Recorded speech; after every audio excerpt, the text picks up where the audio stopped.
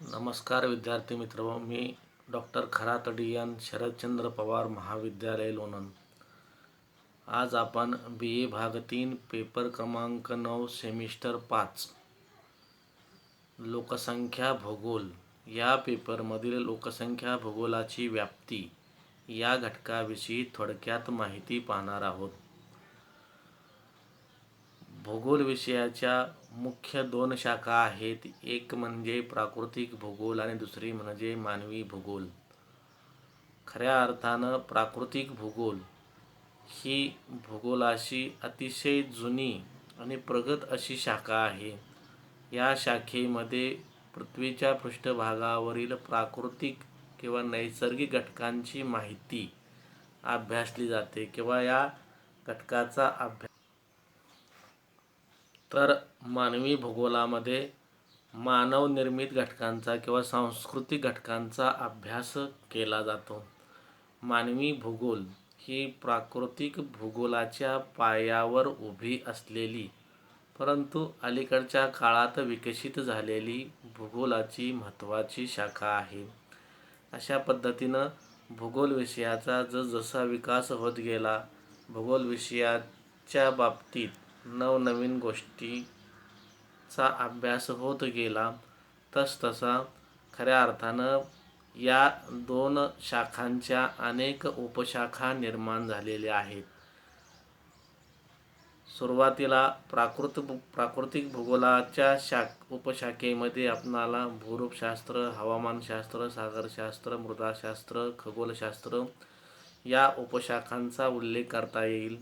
तर मानवी भूगोलाच्या उपशाखेमध्ये खऱ्या अर्थानं लोकसंख्या भूगोल, आर्थिक भूगोल, सामाजिक भूगोल, राजकीय भूगोल, वस्ती भूगोल, पर्यटन भूगोल, कृषी भूगोल अशा अनेक उपशाखा निर्माण झालेला आपणाला दिसून येतील. तर लोकसंख्या भूगोल ही मानवी भूगोलाची अलीकडच्या काळात निर्माण झालेली एक महत्त्वाची शाखा आहे. लोकसंख्या भूगोलामध्ये खऱ्या अर्थानं पृथ्वीच्या पृष्ठभागावरील लोकसंख्येचं प्रादेशिक विश्लेषण केलं जातं. संपूर्ण जगामध्ये लोकसंख्येच्या संदर्भात फार पूर्वीपासून अभ्यास होत असला तरी अगदी अलीकडच्या काळामध्ये लोकसंख्या भूगोल या शाखेचा अधिक विकास झालेला आपल्याला दिसून येतो.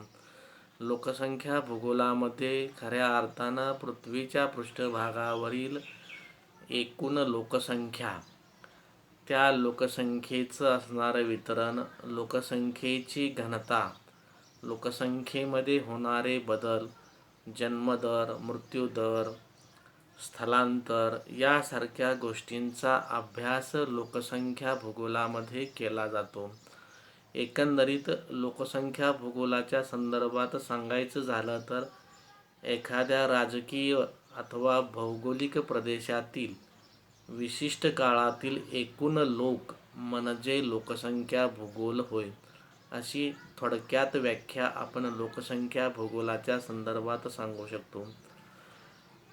जगामध्ये खऱ्या अर्थानं दुसऱ्या महायुद्धानंतर लोकसंख्या भूगोलाच्या अभ्यासाची प्रगती होत गेली किंवा लोकसंख्येच्या संदर्भात आकडेवारीला जास्तीत जास्त महत्त्व आलेलं आपणाला दिसून येतं. भारताच्या संदर्भात विचार केला तर भारतामध्ये सुरुवातीला इसवी सन 1950 नंतर स्वातंत्र्यानंतर मानवी भूगोलाच्या अंतर्गत लोकसंख्या भूगोलाचा अभ्यास केला जात होता.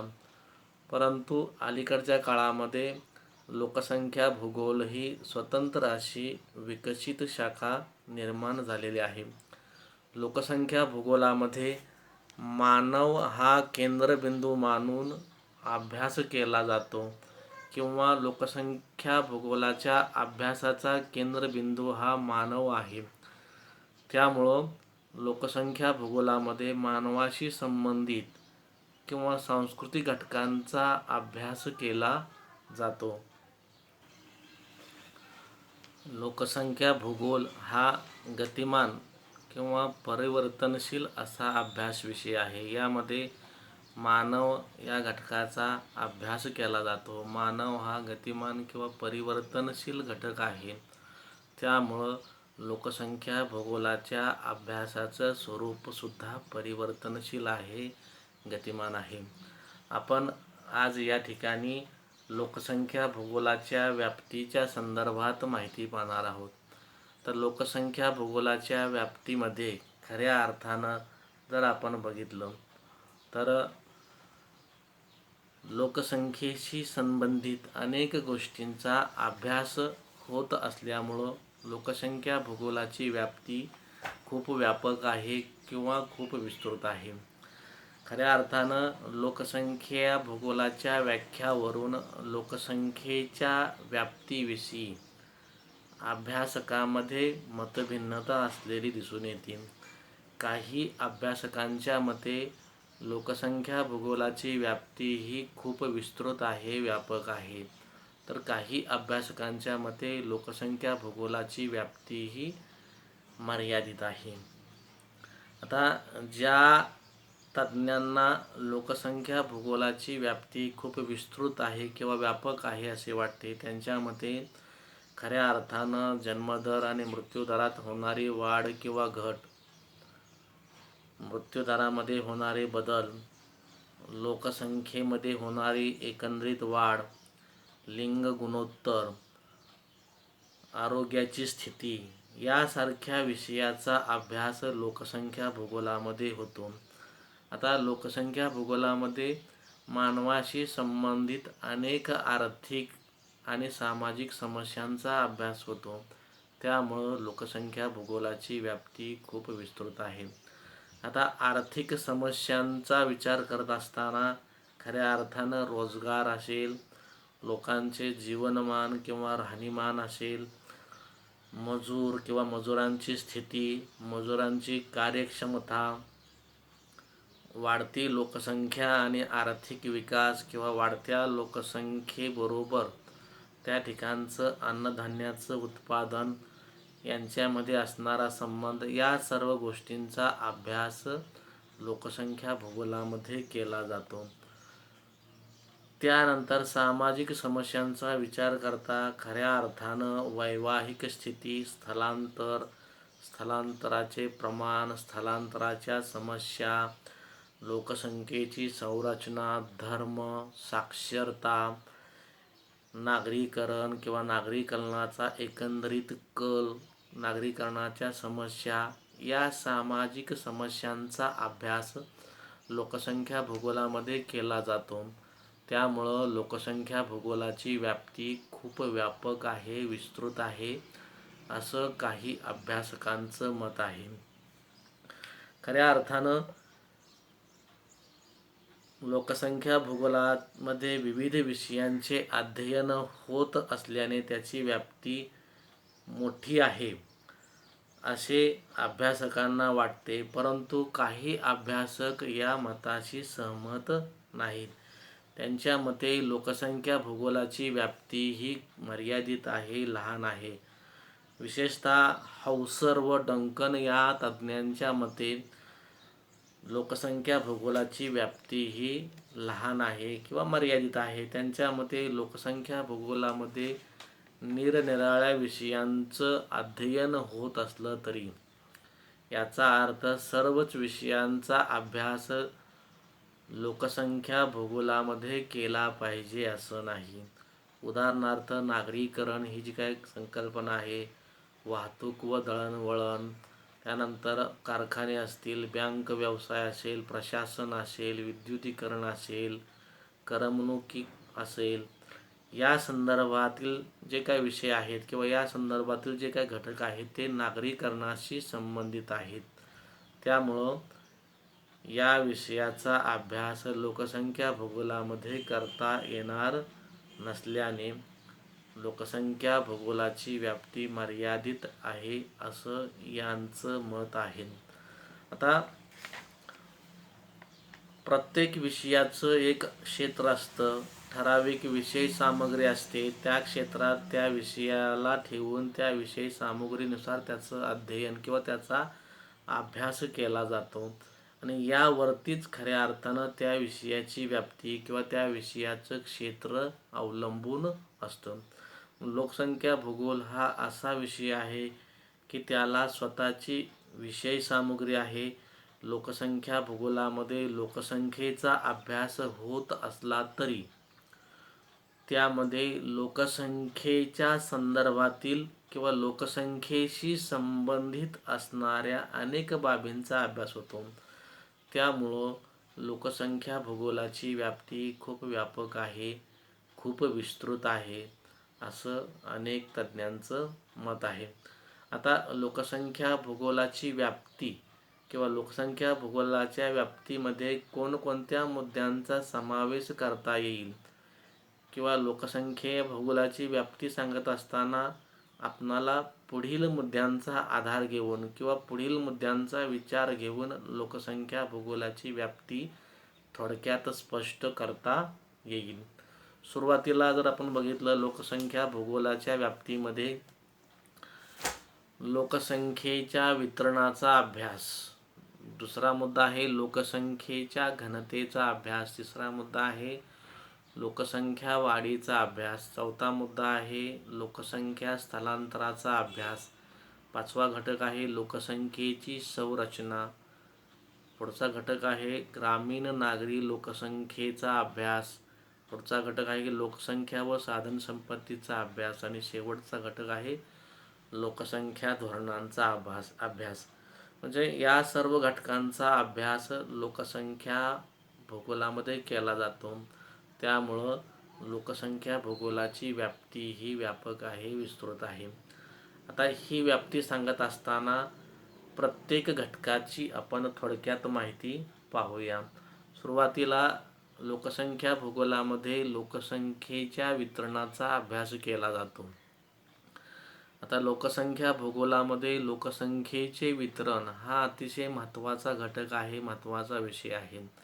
पृथ्वीच्या पृष्ठभागावर असणारी एकूण लोकसंख्या, त्या लोकसंख्येचे असणारे वितरण किंवा त्या वितरणाचं स्वरूप नेमकं कसं आहे याचा अभ्यास आपणाला लोकसंख्या भूगोलामध्ये करावा लागतो.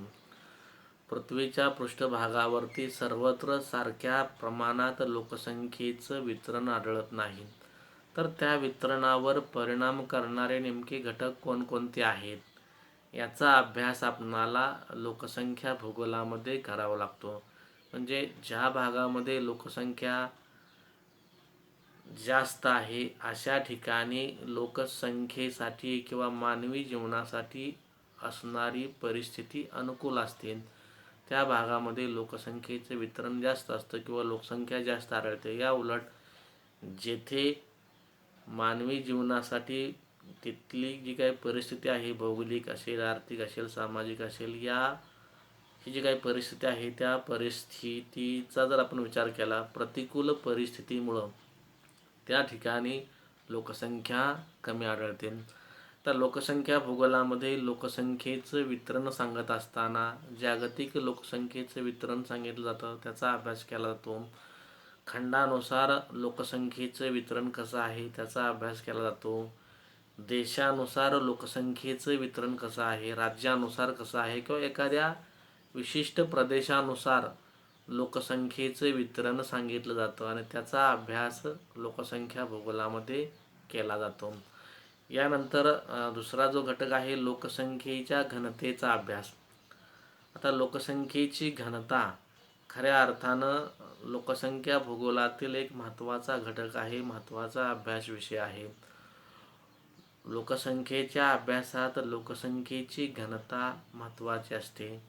लोकसंख्येची घनता सांगत असताना दर चौरस किलोमीटर क्षेत्रामध्ये किती लोक राहतात अशी लोकसंख्येची घनता सांगितली जाते.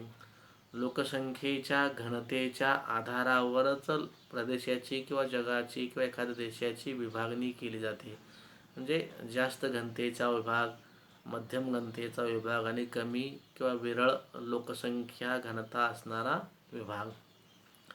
तर लोकसंख्या भूगोलामध्ये लोकसंख्येच्या घनतेवर परिणाम करणाऱ्या घटकांचाही अभ्यास केला जातो.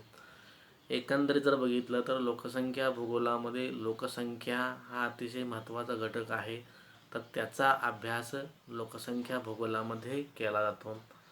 यानंतर तिसरा जो मुद्दा आहे लोकसंख्या वाढीचा अभ्यास. आता लोकसंख्या भूगोलामध्ये लोकसंख्या वाढ हा अतिशय महत्त्वाचा घटक आहे.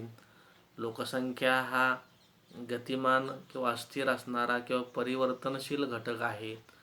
लोकसंख्येमध्ये नेहमी बदल होत असतात. म्हणजे एखाद्या भागामध्ये किंवा एखाद्या प्रदेशामध्ये लोकसंख्या वाढत तर असते किंवा कमी तर होत असते. म्हणजे लोकसंख्या हा अस्थिर घटक आहे, गतिमान घटक आहे. आता हा जो काही लोकसंख्येमध्ये होणारा बदल आहे तो बदल नेमक्या कोणत्या घटकामुळे होतो किंवा लोकसंख्येमध्ये वाढ किंवा घट नेमकी कोणत्या घटकामुळे होते, तर त्याचा अभ्यास आपणाला लोकसंख्या भूगोलामध्ये करावा लागतो. लोकसंख्या भूगोलामध्ये लोकसंख्या वाढीवर परिणाम करणारे घटक विचारात घेतले जातात. म्हणजे लोकसंख्या वाढीस कारणीभूत नेमके कोणकोणते घटक आहेत त्या घटकांचा विचार लोकसंख्या भूगोलामध्ये केला जातो. त्यानंतर खऱ्या अर्थानं एखाद्या विशिष्ट प्रदेशामध्ये जन्मदराचं प्रमाण कसं आहे, मृत्यूदराचं प्रमाण कसं आहे, त्या ठिकाणी लोकसंख्या वाढीचा कल नेमका कसा आहे, लोकसंख्या वाढीमुळं त्या ठिकाणी नेमक्या कोणत्या समस्या निर्माण होतात, लोकसंख्या वाढीच्या संदर्भात विविध तज्ज्ञांनी जे काही सिद्धांत मांडलेले आहेत या सर्व सिद्धांताचा अभ्यास लोकसंख्या भूगोलामध्ये केला जातो. यानंतर खऱ्या अर्थानं पुढचा मुद्दा जर आपण विचार घेतला लोकसंख्या स्थलांतराचा अभ्यास. आता स्थलांतर हा लोकसंख्या भूगोलातील महत्त्वाचा घटक आहे. स्थलांतरामध्ये स्थलांतराचे प्रकार, स्थलांतराची कारणे. आता प्रकाराचा जर आपण विचार केला तर देशांतर्गत स्थलांतर, देशातल्या देशात एका भागातून दुसऱ्या भागामध्ये लोक स्थलांतर करू शकतात किंवा स्थलांतर करतात.